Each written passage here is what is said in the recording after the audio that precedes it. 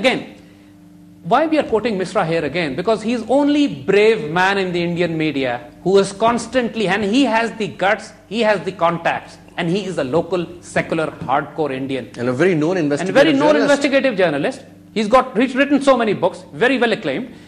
Now, every week, he writes a new article exposing more information that comes to him, because there's so many sources he's getting his information from. Of course, he's not getting his information from ISI, but he's getting from his own Indian sources. Now, he says, very interestingly, that it was later discovered that the telephone SIMs, the telephone cards, chips which were being used, so-called terrorists who were using them, were actually provided by the undercover Indian intelligence officers. And his article, and it written on 19th of December, Misra says, was the Mumbai attack a contractual terrorist operation? Yep. And he says, one of the two Indian men arrested for allegedly buying mobile phone cards used by the gunman was a counter-insurgency police officer who may have been on an undercover mission duty. Now, another, he says, senior police officer in Indian Kashmir, which has been at the heart of the tensions between India and Pakistan, demands that the release of the officer Mukhtar Ahmed, saying that he was their own and had been involved in infiltrating Kashmiri militant groups. Primarily, it is the implication of Ahmed's involvement that Indian agents may have been in touch with the militants and perhaps supplied the SIM cards as well. It is categorically proven now that the people who supplied the telephones and the SIM cards to the terrorists worked for the Indian intelligence.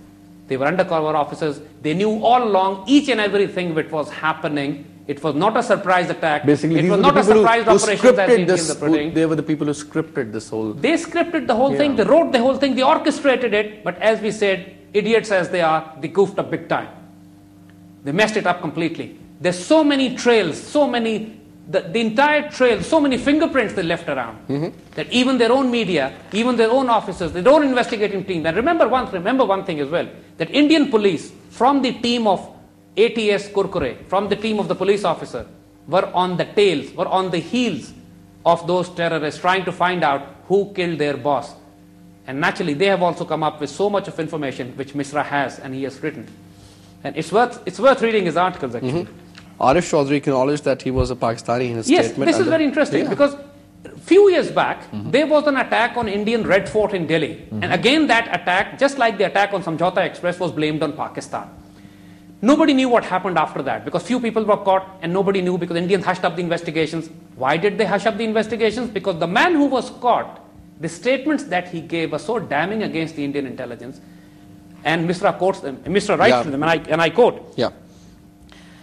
And one of the Indian website, Tehelka, is a very famous website because they are known for, Tehelka means creating a storm. I mean, they are famous for creating storms. They have really exposed scandals within the Indian society and system. And Tehelka writes about the Red Fort incident. Arif, that's the man of the terrorist supposedly caught. Arif candidly acknowledged that he was a Pakistani in his statement under section so-and-so. But he also explained in detail the circumstances under which he came to India. Arif claimed that he was an operative for RAW, India's external intelligence agency. His statement reads, I used to work for the X-branch of RAW since 1997. This is the most damning statement against RAW. They had hired a Pakistani to act as a terrorist to create a justification that Pakistanis are involved in terrorism in India. And that is why Tehelka exposed it, Misra writes it, and we present it today, categorically suggesting the Red Fort operation was also a covert operation by RAW to rope Pakistan in, creating a justification that Pakistan's ISI and Pakistan security establishments are terrorist organizations. Again, their own sources exposing them. And that is why you find no investigation of the Red Fort case. You find absolutely nothing coming out of the Samjhauta Express case also. And in fact, because there are dozens of Pakistanis, almost 100 Pakistanis were killed and wounded, burnt alive, in fact, when the doors of the train were closed and explosives were put inside by Colonel Prohit, the man arrested by Kurkure.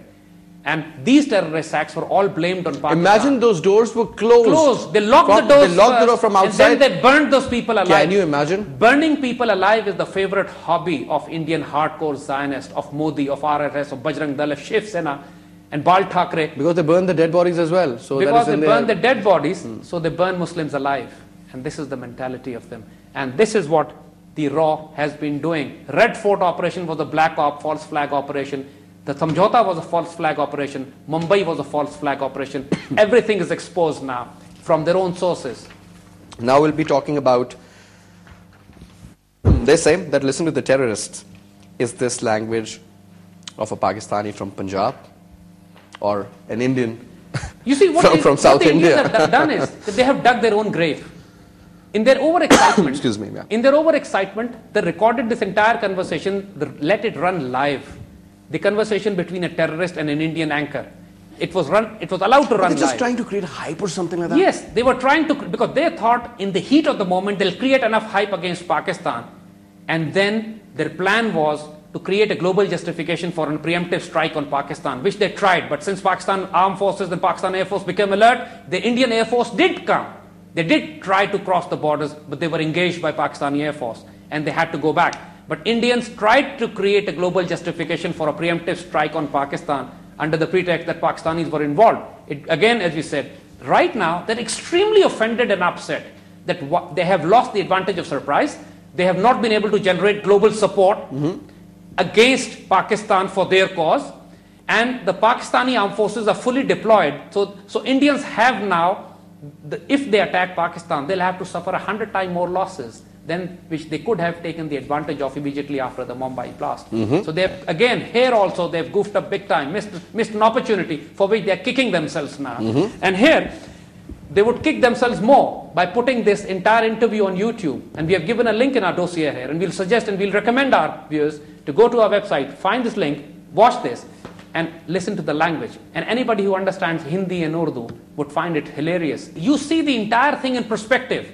Before the Mumbai blast, 2 weeks before that, a series of articles were coming in the press, and we are going to read those few articles here. Everything was bombshell for the Hindu fascists, because it was exposing they were just creating a feel, you know? And entire India was up in arms.